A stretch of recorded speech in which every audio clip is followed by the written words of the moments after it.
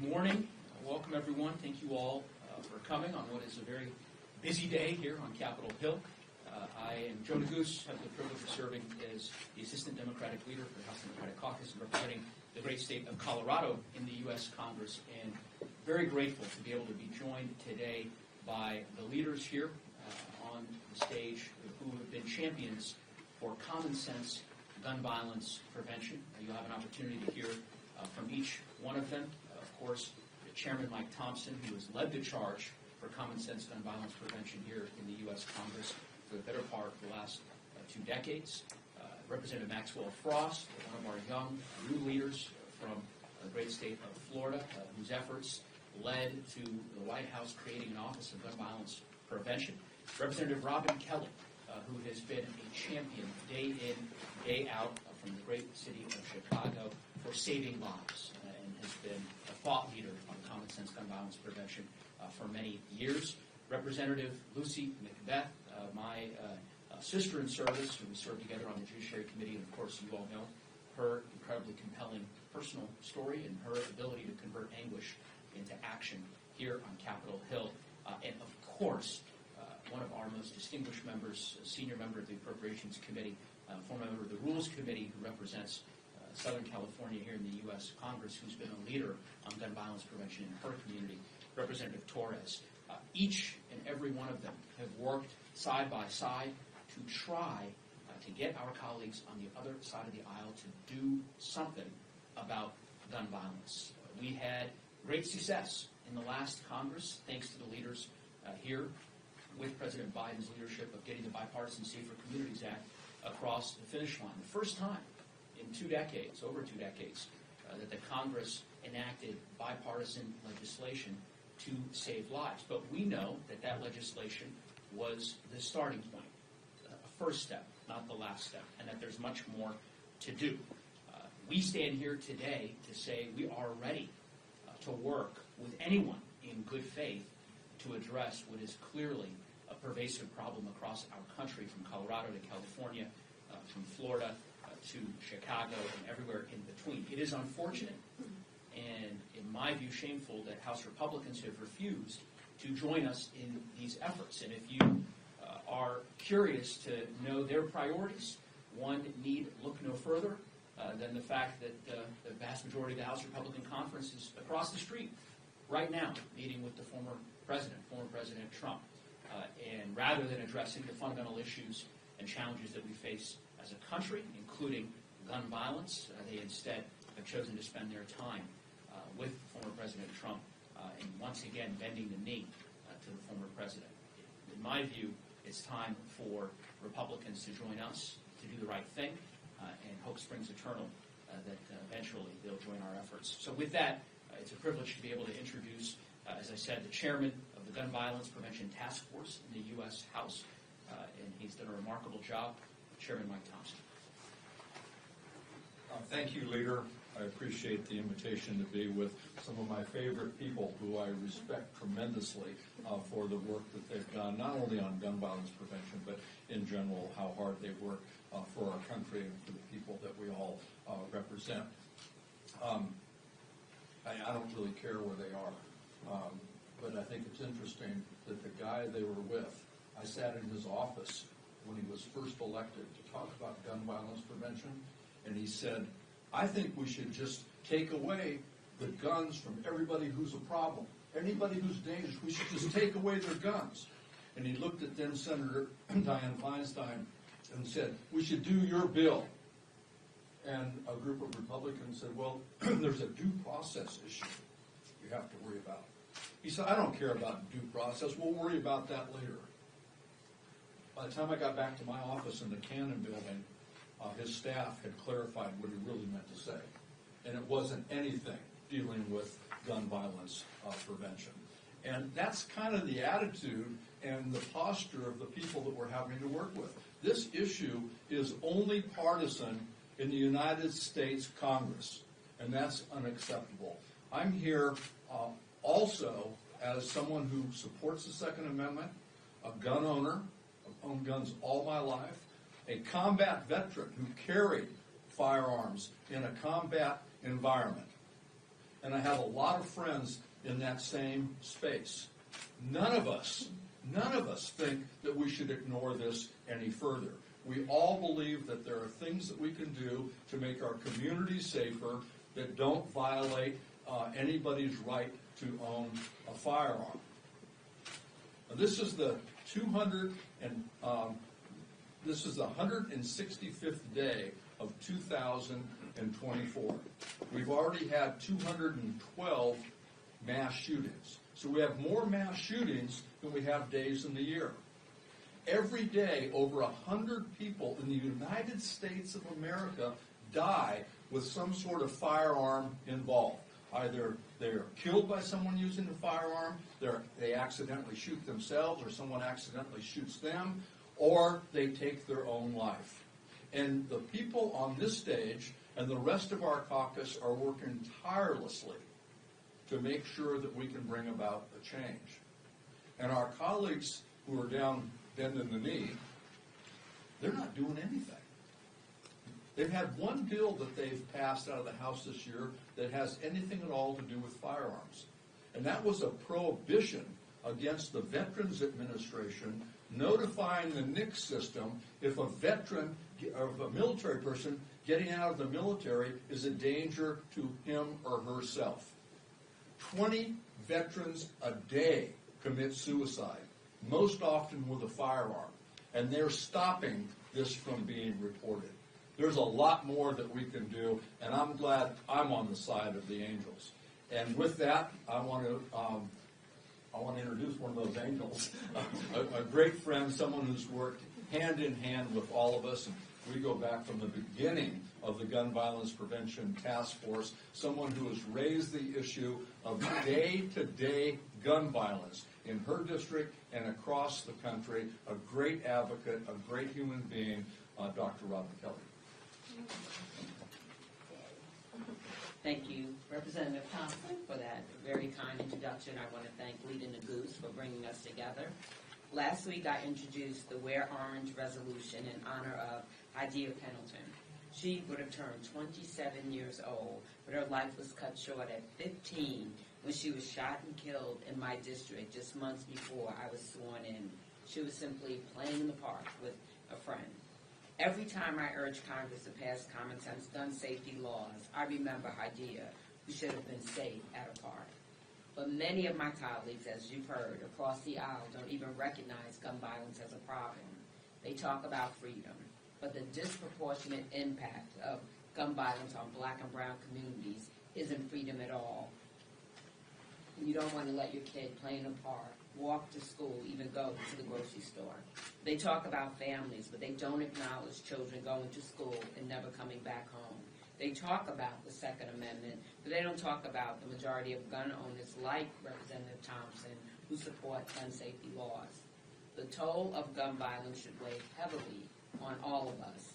Every year, 43,000 people die from gun violence. Behind each of those deaths are family members, loved ones, co-workers, friends who miss them every day, not to speak of the trauma they all have to deal with. We are here to declare once again, enough is enough. It is beyond time for action. We can pass background checks on every gun sale to ensure that guns don't fall into the hands of dangerous people. We can implement safe storage practices to prevent children from unintentionally shooting their parents' gun. For years, I have worked to stop the illegal trafficking of guns into districts like mine from states with weak gun laws. Since I've been in Congress, Indiana and Wisconsin have made it easier to buy a gun. We must continue to fund community violence prevention efforts to address this crisis holistically and get to the root cause of gun violence. The lives of our children, neighbors, and community members are non-negotiable. Inaction is not an option.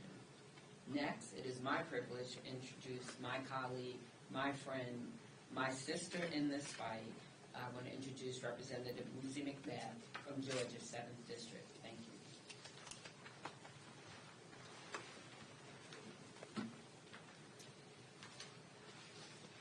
Thank you, and thank you to Assistant Leader Neguse. Thank you so much for gathering so many of us here this morning. I think it's vitally important that we continue to keep this policy agenda on America's radar. And you are a treasured friend from my freshman class, and I thank you for all that you continue to do to advance policies to protect Colorado, your own state, but also our country. And I'm glad to be with my friends, each and every one of them, fellow fighters in our gun violence prevention movement here in Congress on the Hill. In the 5 years since I've come to Congress, the House Democratic Caucus has truly become the gun safety caucus. We truly are the new gun lobby. And it gives me hope because I never ever thought that I personally would be here in Congress, let alone living out my own son's legacy as we pass bills to stop any more families from feeling the pain of losing a child or a loved one to unnecessary gun violence, as I have and so many people around the country do every single day. It is a testament to leaders like our Gun Violence Prevention Task Force Chairman, Mr. Mike Thompson from California, that we are able to continue to celebrate these monumental accomplishments and remarkable change that is made in this country over the last few years. Our leaders like Robin Kelly, my sister in service, who is a fearless voice for Chicago and for this country. And she never lets us forget about the everyday gun violence that happens in communities, not only in the city of Chicago, but all over this nation. All the individuals, children, aunts and uncles and loved ones that continue to die every single day, and no one knows their names outside of the families that lose them and the communities that love them. Because we know that gun violence doesn't care what political affiliation you are, or it doesn't care where you live. And I'm so grateful to stand beside these gun sense champions every single day.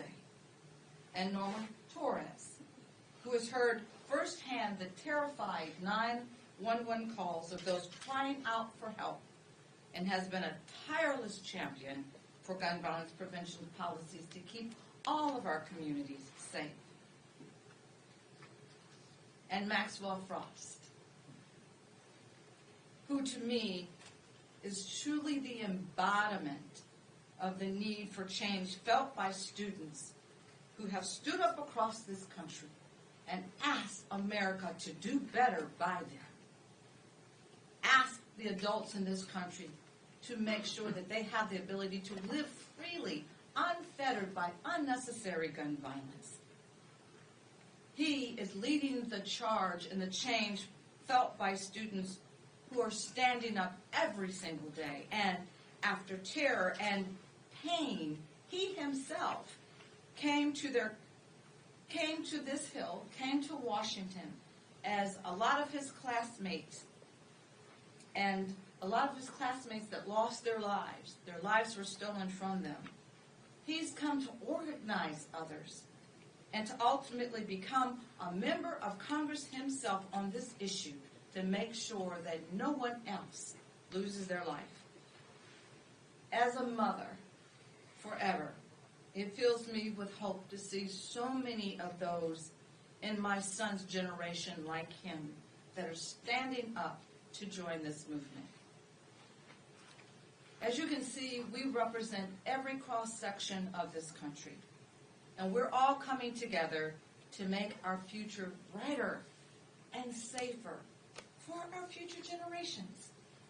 This month, we are marking 2 years of the most monumental gun safety reform that this country has seen in decades, led by our gun sense House Democratic Caucus and President Biden. With parts of my red flag bill, with community intervention funding, and with mental health resources for all 50 states, solutions that the American people have been crying out for overwhelmingly. They continue to cry out for common sense legislation to save lives, to save their lives. And we're building on that monumental progress with the introduction of my bipartisan Go Safe Act to keep weapons of war off of our streets. But each and every one of my colleagues has introduced legislation that is truly making a difference. With the introduction of new legislation and movement forward on discharge petitions that we are putting on the floor to force votes on these important bills, to force our Republican colleagues to address what's happening in their very own communities and their very own states. We, the Gun Sense Democratic Caucus, are working to protect every American, no matter what your political affiliation is. Even if the current majority doesn't want to stand up for the safety of their own constituents and their own families, I promise you, we will. I'm so grateful to each and every one on the stage and all of my colleagues for all the phenomenal work that they do every single day. And as a survivor, having lost my own child, I cannot tell you how important it is to have their support. And now it is my complete pleasure to bring up to you an incredible voice in our caucus, Congresswoman Norma Torres from California.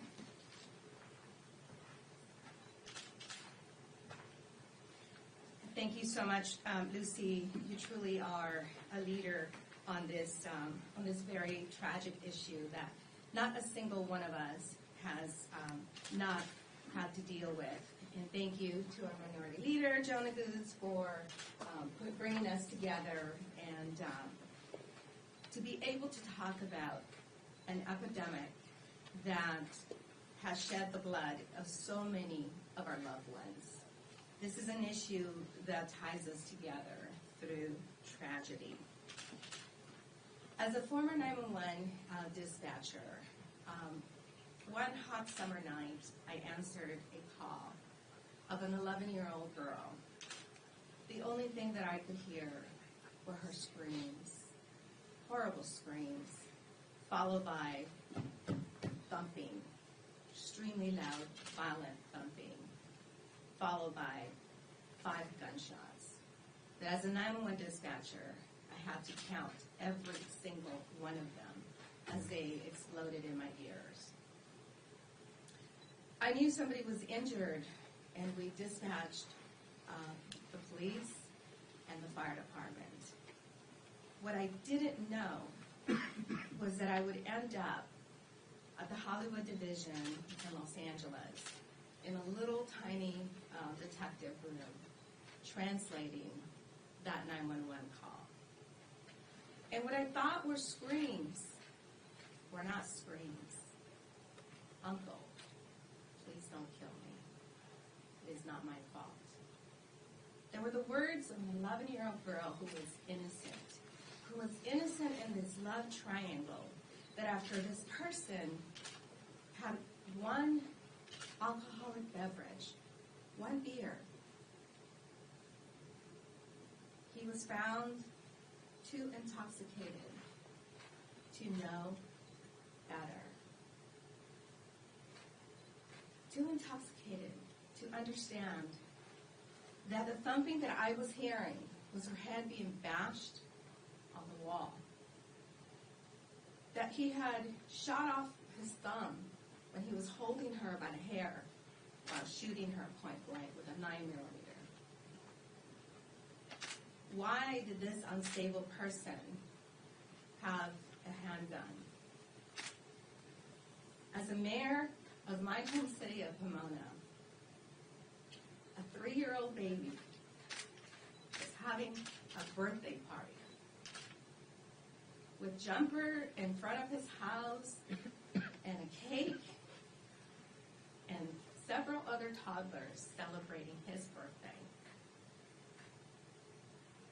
He was murdered. He was gunned down. He was shot in front of his home by someone who meant to shoot someone else who was supposed to be at the party but wasn't. As a mayor of my home city, I had to bury a police officer who was shot in front of our courthouse in a gang initiation a gang initiation by a 15-year-old boy who had been jumped into a gang and was ordered to kill an officer. These stories go on and on and on, not just for me as a member of Congress, but also for many of you. America is not safe until we pass all of these bills that my colleagues have introduced, including my own bill. If you buy multiple handguns, those are reported to the DOJ. But if you go out and buy multiple long guns, those are not reported to the DOJ. This is the unjust legislature that we are serving in. This is the unjust Congress that fails to see that when the Second Amendment was drafted, it didn't say every single life in America could be and should be compromised, because the Second Amendment is more important than that. It is unfair that we are teaching our children to hide from an active shooter. When I grew up, I was trained to deal with earthquakes. My grandchildren are learning to hide from active shooters. This is not the America that we want to live in. And I hope that our communities, who are being represented by the very people that stand in the way of sensible gun legislation, will stand up and communicate their wishes to their members of Congress, because we must change and we must pass these bills.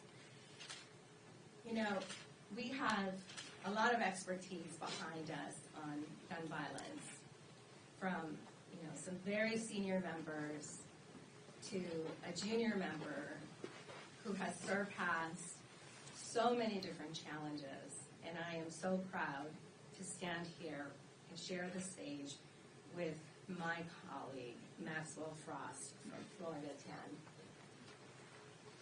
10. Hello, everybody. Thank you so much for being here today, and thank you so much to the leader Neguse for putting this together. My mom's in D.C. this week, and she just retired a few months ago as a public school educator of 37 years. She taught special education for all 37 years. But she's busier now more than ever because she's a Moms in Man Action volunteer. I'll go to events all across my district, and I see her there, and I'm like, Mom, did you come to see me? And she's like, well, I'm here at Moms in Man Action. She's up here for a lobby day, and she's staying at my place last night and tonight, and we were talking yesterday over dinner about some of the meetings she had. And she said, on my slate, I met exclusively with Republicans and with Republican staffers. And she said, I felt like I wasted my time. I said, why? Why do you feel that way? Your story's important. The survivors you were with, their stories are important. Why do you feel like you wasted your time? And she said, well, I felt like there was absolutely zero emotion in the person I was speaking with. And I completely understood what she was saying, because I've had countless of these meetings, whether it's in Tallahassee in Florida or up here in Congress. In fact, I remember one of them right after a shooting. I met with a legislator. He cried with our families, actually, hugged folks, said he would do something, and the next day there was a floor vote on universal background checks, and he voted the same way he's always voted. I think the interesting thing is most Americans want gun violence prevention legislation passed.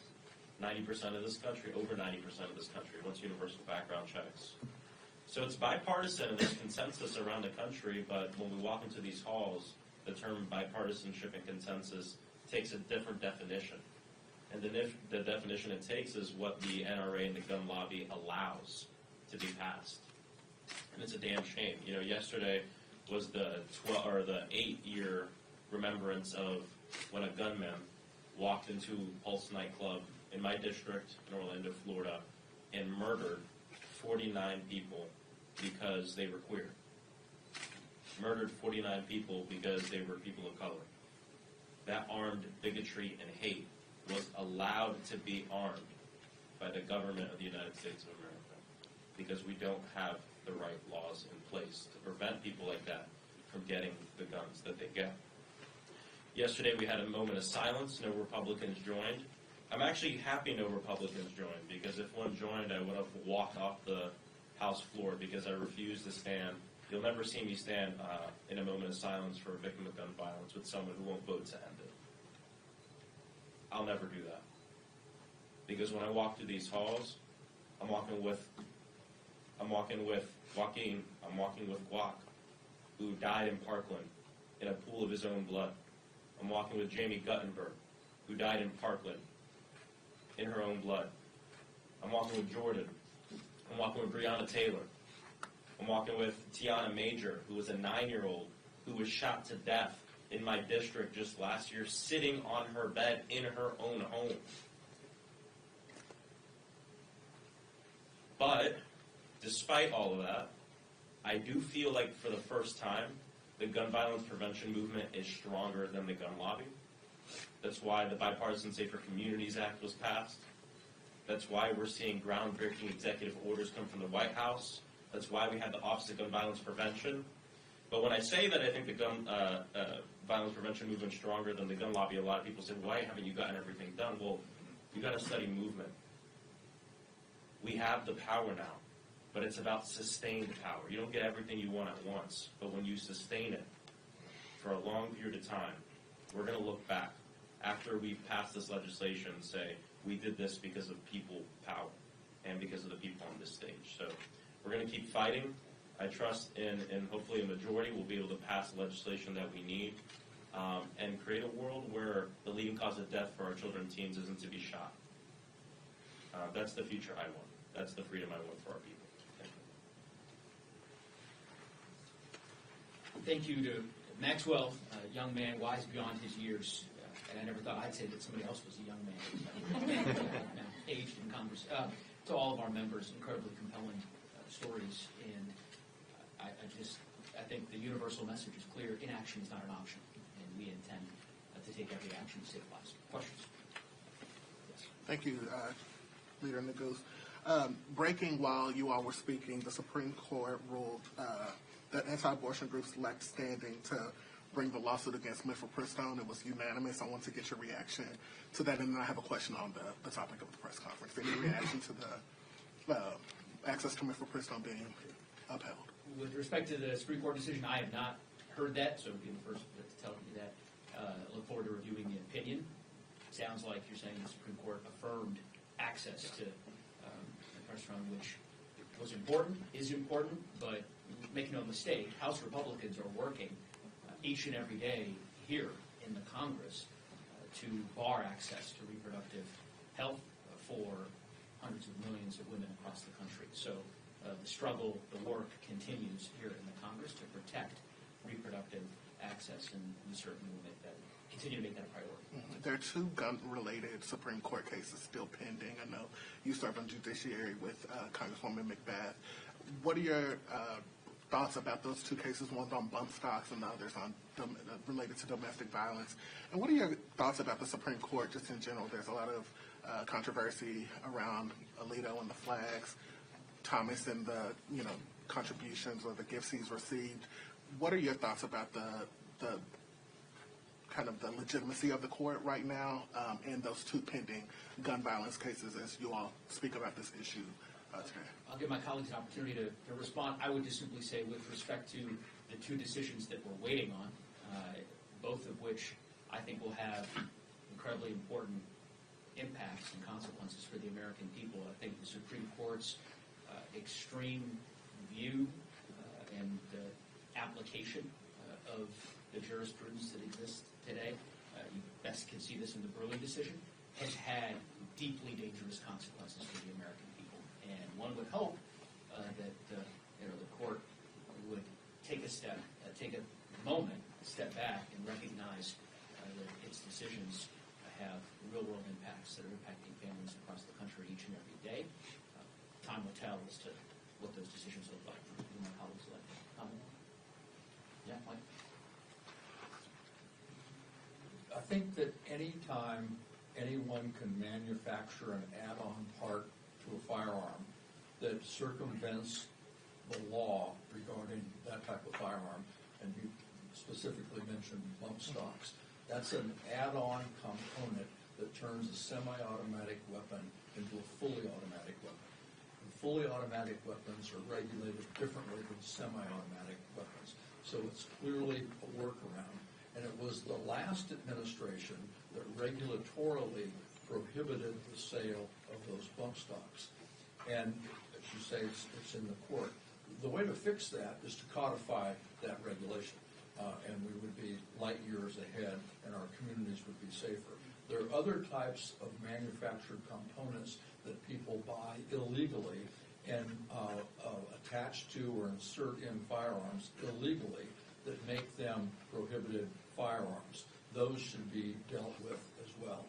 And in regard to someone who is clearly a prohibited individual who beats their domestic partner, their ability to get a firearm, I mean, that should be a no-brainer for the Supreme Court or for anyone else. And hopefully the court will act accordingly. Thank you. Yeah, just real quick on the Supreme Court itself. Yesterday, Oversight Committee, Democrats in conjunction with the Judiciary Committee had a roundtable on this and the influx of dark money that we see in the Supreme Court. And of course, we need to pass a code of ethics here. But on top of that, something I drew attention to in my question line is one of the lobbies and corporate interests we see that puts a lot of money towards the Supreme Court is the gun lobby. Now, we don't know if they paid for any vacations or anything like that, like we've seen some other billionaires do for Supreme Court justices. But we also have to pay attention to what happens before the justice gets on the court. How does NRA and dark money impact not just the nominating process, but also the confirmation in the U.S. Senate, where U.S. senators can be very much corrupted by gun lobby money as well. So it's a grave concern. The gun lobby has a vested interest in investing and corrupting U.S. senators and presidents to ensure that they get Supreme Court justices who will issue decisions that will lead to more guns being sold, and that's what the gun lobby wants. That's why they are against every gun law under the sun. They want to sell more guns. That's what it comes down to. It's not about patriotism. It's not about the Second Amendment. It's selling more guns. And if a law means they're going to sell less guns, they don't want it to be passed.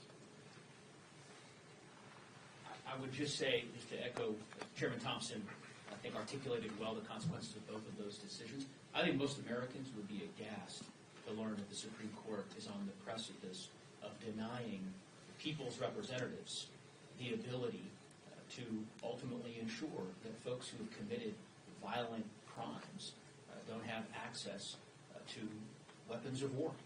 In my community 3 years ago, an individual who had committed a violent misdemeanor was able to access an assault-style weapon and kill 10 members of my community at a grocery store in Boulder, Colorado, including a police officer who died in the line of duty, made the ultimate sacrifice, saving lives.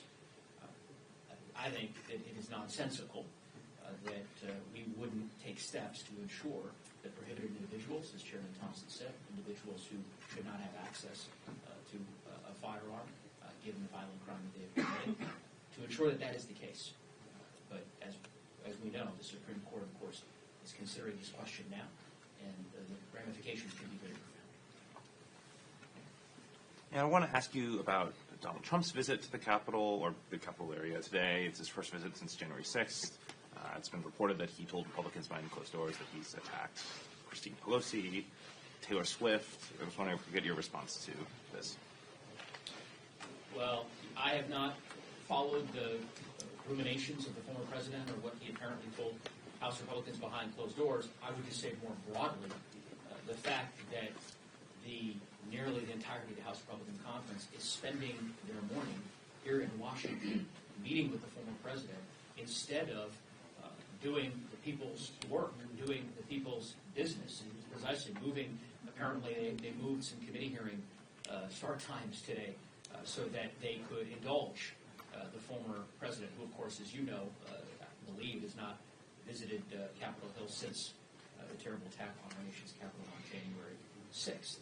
Look, House Republicans have capitulated and done the bidding of former President Trump every day for the better part of the last 18 months, and they have squandered their majority in the process. They have pursued political retribution on his behalf. That was best evidenced just yesterday with a baseless resolution of contempt that was passed against Attorney General Garland, who I think has served our country with great distinction and has worked vigorously to uphold the rule of law. So it's disappointing, but again, unsurprising that they would spend their morning that way. We will continue to put people over politics and focus on doing the work of the people. I just want to add, I stand with former Republican Speaker Paul Ryan. Just sort of following up on that, as a former impeachment manager, how do you feel about sort of how the narrative around January 6th, especially among conservative and Republican circles, has changed? These are political hostages now, not from political prisoners, and not people who attacked the Capitol. Well, I would say it's dispiriting, but I think the American people very much understand what happened on January 6th. They recognize it for what it was, which was an attempt by former President Trump to subvert the peaceful transfer of power that ultimately cost the lives of several individuals, the worst attack on our nation's capital since the War of 1812, notwithstanding the extreme language that the former president and many of his sycophants have used and continue to use. The American people know better. They understand that January 6th was a shameful day and a dark day in our country's history, and that it can never happen again. Yeah, Rob? As someone who was there on January 6th on my hands and knees in the gallery, I think that January 6th also proved that good guys with guns don't stop the bad guys at all because of what happened, the police that were maimed and injured, and some lost their lives. So since we're here talking about guns, I think January 6th is a good example of good guys don't always stop the bad guys. And I just want to say, just even as of, yesterday, the day before, here in Georgia, in my own state, in Atlanta, we had a tragedy. In Peachtree Center, there were 4 individuals that were shot. And the individual that caused the tragedy, the disturbance, had been jailed 11 times. Jailed 11 times. So there again, how does an individual such as this have access to guns? And so what I would like from all of you in this room, of course our Gun Sense Democratic Caucus continues to work on this issue every day. But I would ask your help to push our Republican colleagues, to go to our Republican colleagues and challenge them as to why they are not willing to do what is expedient and necessary to pass life-saving legislation here on the Hill. We can talk to you all day long, and you know where we stand, and you know how hard we work. But I would challenge you, those that have the power in media, to go to our Republican colleagues and to ask them and to press them as to why they are not willing to stand up on behalf of the American people and do what is right. I would just say, and we'll go over here, I remember well standing on the floor of the Senate during that impeachment trial, making the case against the former president. I think it is shameful and the height of hypocrisy for those Republicans who, again, I remember very well, at that time, condemned the former president's actions in inciting the mob to come disrupt the peaceful transfer of power, the Electoral College certification process. Height of hypocrisy for them to now go and, as the chairman said, bend the knee and meet with the former president. But they'll have to explain to their constituencies how they've reached that conclusion. Yes. Excuse me. A lot of gun violence is perpetrated by guns that are purchased illegally. So a 15-year-old shoots somebody, he probably not going to the gun store if I do get somewhere else. Do you have any initiatives in place to deal with gun violence purchased through guns in the black market or given, et cetera? We are fortunate to have a leader here who has made this a priority of her time in Congress. She led the way on her gun trafficking law that she introduced several years ago, which was part of the Bipartisan Safer Communities Act. So, Representative Kelly. That's what I was going to say. That's what I preached, trafficking, because every time I came back to Congress, people would say, what is happening in Chicago?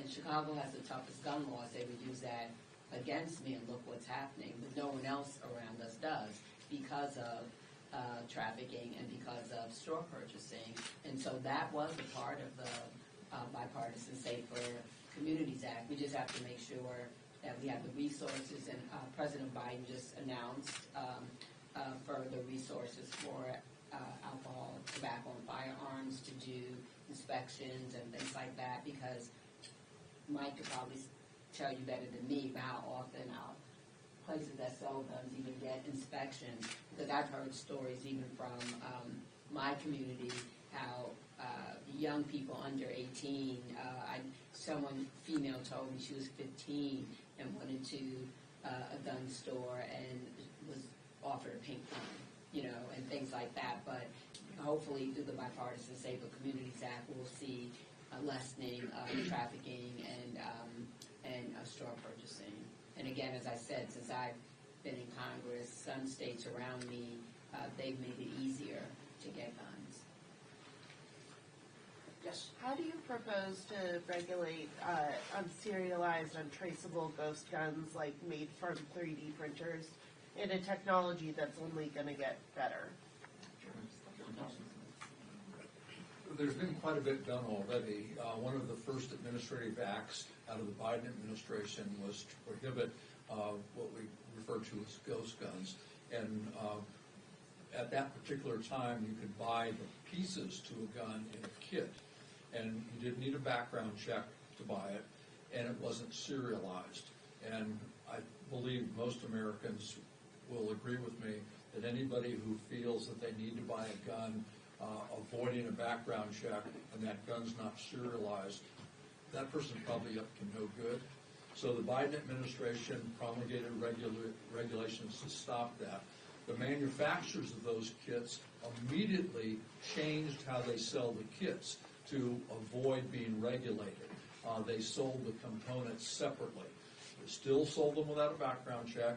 They still sold them without serial numbers. So the Biden administration kicked in immediately and solved that problem as well. Make no mistake, ghost guns are a problem. In one of my cities in my district, in rural California, the law enforcement takes ghost guns off the street nearly every day.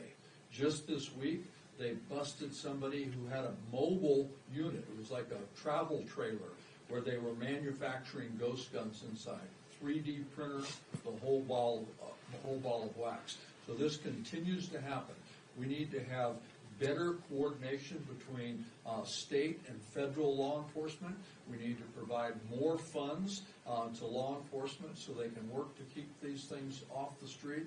And we need to make sure that we do everything at the federal level to intervene to stop this from happening. There are a number of pieces of legislation that make it even more difficult and more punishable for people who do this, and those are the types of bills that we need to see passed into law.